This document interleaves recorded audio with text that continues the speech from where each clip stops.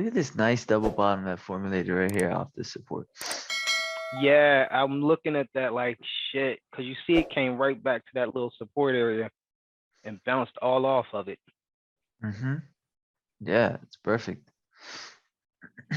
David, I didn't have the support. Can you show me real quick how you created that support? Yeah, it's actually it was actually the peak of resistance.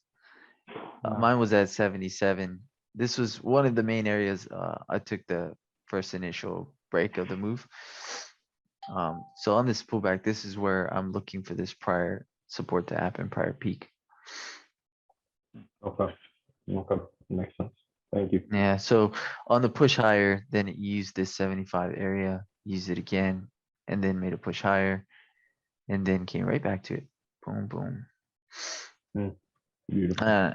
Ultimately, I think they're gonna try. Well, we'll see. They're David, gonna I'm gonna probably try to annotate push your 4409. I'm gonna annotate your chart how I looked at it real time, and I want to know if I'm right or wrong here. So Sure. I saw this area is kind of like a peak, and then since it kind of pulled back into here, onto your 75 area, I basically used that as a as my support area, and it just kind of, as you see, right off of it. Yep. Okay. Yep.